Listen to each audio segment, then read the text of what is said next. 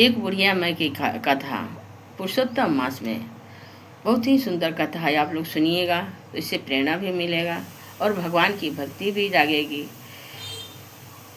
एक बुढ़िया माँ थी, उनके बहुत दिन के बाद एक उनका पुत्र हुआ। पुत्र बहुत ही सुंदर और बहुत सुशील और बहुत पढ़ने में तेज था।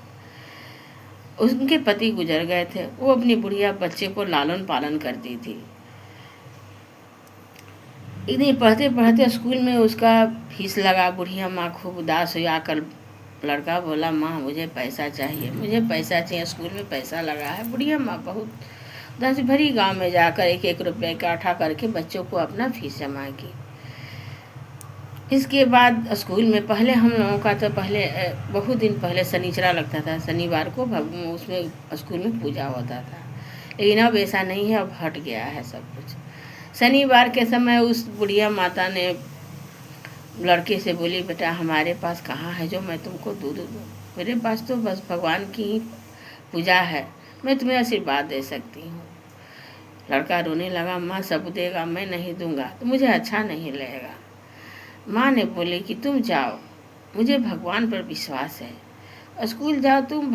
उस स्कूल के प्रांगण में क्या था कि एक बगीचा था। माँ बोली उसी बगीचा में भगवान एक कन्हैया रहते हैं, उनको तुम बुलाओ, वो जरूर तुमको दूध ला कर देंगे। वो माँ इसी तरह बोली थी, लेकिन बच्चा जो था वो निर्मल मन का था। उसने जाकर बगीचा में चिल्लाने लगा, हे कन्हैया भैया, हे कन्हैया भैया, मुझे दूध चाहिए, मुझे दूध चाहिए, मुझे शनिचरा लगा है। भगवान ने उस मीठी बाणी को सुन करके उस बच्चे के लिए दूध लेकर आ गए। आ करके देने लगे दूध को। इतनी छोटी लोटकी थी, उसमें भरा हुआ दूध था। लड़का बोला कि भैया आपने इतना कम दूध दिया है, सबको बड़ा बड़ा लोटा में ले जाएगा, मैं कैसे दूध ले जाऊं, मैं किसको दूं, मुझे तो शर्म आ रही है, मुझे बड़े वाली लोटा में देते। भगवान ने कन्हैया के रूप में थे, एक बालक के बोले कि भैया तुम जाओ, इस दूध को अपने जहाँ दिया रहा है वहाँ तुम दो, तुमको कम होगा तो मैं दूसरा लोटा में दूध दे दूँगा। उसकी माँ की आस्था उसके साथ थी। वो पुरुषोत्तम मास की पूजा पाठ, भगवान की नित्य आराधना करती थी, उस पर ईश्वर की कृपा बनी हुई थी। उसने जा कर के लोटे का दूध लेकर स्कूल में गया। सब लोग हंसने लगे, कितना छोटा दूध लाया, कितना छोटा दूध लाया है। लेकिन वो बेचारे क्या करे, वो तो गरीब था, वो तो सुन ही रहा था और मन ही मन उदास था। वो जब बोला कि ठीक है, तुम इतना दूध है, तुम लोग डालो। वो जितने पात्र थे उसमें दूध डालना शुरू हुआ। पात्र बंद कम ही नहीं होता, लुटकी का दूध लुटके ही में रह जाता। पूरा जितना भी सामान था वो सब भर गया। पात्र भरने के बाद भगवान को समझ में आया कि इसका लोटा कोई छीन लेगा। वो भगवान अपनी दूध वाली लोटा अपने पास ले लिए। उधर देखो ना मेरे भैया हमको कितना दूध दिया है, जो हमको उन लोग सबका दूध एक ही लोटा है, मेरा तो पूरा पात्रे भर गया। बेचारा बहुत खुश हो गया। शनिचरा बहुत धूमधाम से हुई।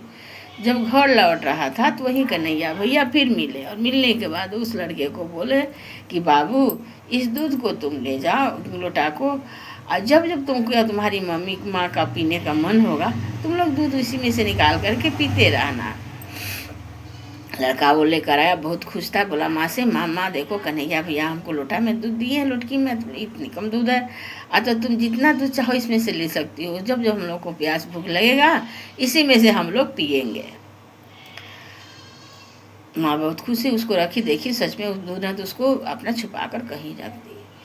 और 1 महीना के बाद फिर शनिचरा लगा, जिसमें चावल और गुड़ की जरूरत थी। अब बेचारा माँ से फिर बोला।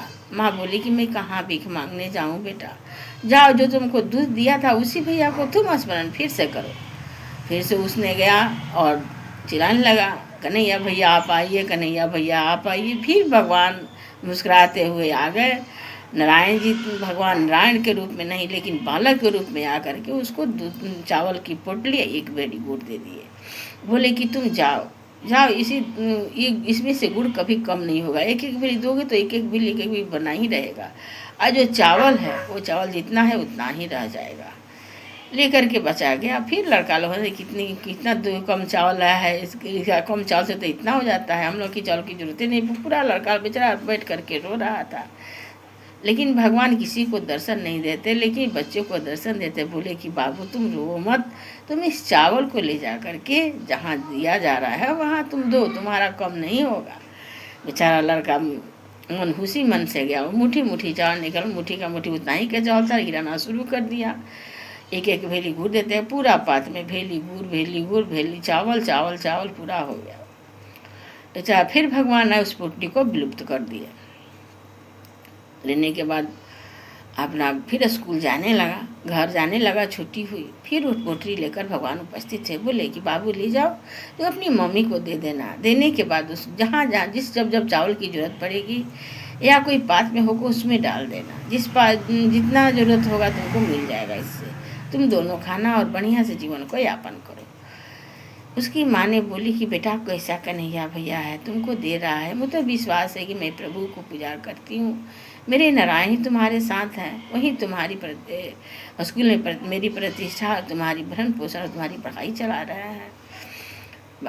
वो बोला ठीक, हाँ माँ हमको तो लग रहा है। लेकिन स्कूल में जब गए टीचर बोलने लगी तुम्हारा कौन भैया है जो इतना देता है, इतना भर जाता है, तुम दिखाओ दिखाओ। फिर लड़का स्कूल गया, फिर कन्हैया भैया को पुकारा। फिर भगवान आकर उपस्थित कि बोलो अब तुम्हारा क्या दिक्कत है। बोले कि प्रभु मैं जो चावल और दूध दी है उससे मेरे सभी टीचर, फिर मेरी सहभागियाँ, सब कोई हमको बुला रहा है कि आप आइए, आप हमको जो दूध चावल दिया है उसको हमको दिखाइए। मैं क्या करूँ, कैसे दिखाऊँ, मुझे पता नहीं। तब भगवान बोले कि इसमें क्या दिक्कत है, तुम मुझे बुलाओ मैं आ जाऊँगा। और लेकिन जो तुम्हारे गुरु हैं उनको देखने के बाद मैं तुमको दिखाई नहीं दूंगा। क्या तुम सहमति हो तो दिखाओ, नहीं सहमति हो तो तुम रख दो। लेकिन वो तो गुरु की आज्ञा मान, तो भगवान भी उनकी परीक्षा ले रहे थे बच्चे के कि क्या कैसे देखे ये हैंड करता है। बच्चा बोला कि गुरुजी भगवान मैं क्या बोलूँ, मैं आपकी तरफ बोलूँ कि गुरु की तरफ बोलूँ। यदि मैं आपके तरफ बोलता हूँ तो मुझे लालची कहा जाएगा, गुरु के तरफ बोलता हूँ तो गुरु की मेरी प्रतिष्ठा रहेगी। तो भगवान बोले कि ठीक है, तुम जैसा चाहो वैसा ही करो। वह स्कूल गया। भगवान बोले, गुरु जी उनके बोले, जितने भी विद्यार्थी सब बोले तो अपने भैया को लाए हो, भैया को लाए। बोले कि नहीं भैया तो नहीं लाए हैं, लेकिन भैया जहाँ हमारे आते हैं वहीं आप लोगों को ले चलते हैं। वो लड़का अपने भैया को, गुरु को और जितने विद्यार्थी थे, जितने उनकी पढ़ाई वाले लड़के थे, सबको लेकर के चले आए। आने के बाद उन लोगों ने बैठा, वो बुलाने लगे, हे भैया आइए, कन्हैया भैया आइए, भैया आइए। 5-6 लोग की सिलाए तो भगवान भी भक्त के सामने झुक जाते हैं। भगवान फिर आए, बोले क्या बात है। बोले कि भैया देखिए ना, आपको देखने के लिए मेरे गुरु आए हैं और मेरे जितने भी विद्यार्थी सखियाँ हैं सब कोई आई हुई हैं, आप इन लोगों को दर्शन दीजिए। भगवान ने चतुर्भुज रूप धारण करके उस बच्चे को दर्शन दिया और साथ में उसकी माँ भी थी, माँ को भी दर्शन हुआ, गुरु को भी दर्शन हुआ। और इसके बाद वो बच्चा अपने भगवान को साष्टांग करके बोला कि प्रभु आप धन्य हैं, धन्य हैं। और माँ की कृपा वो बच्चे पर बना रहा और भक्ति भाव से उसकी माँ भी भगवान नारायण की पूजा करती रही।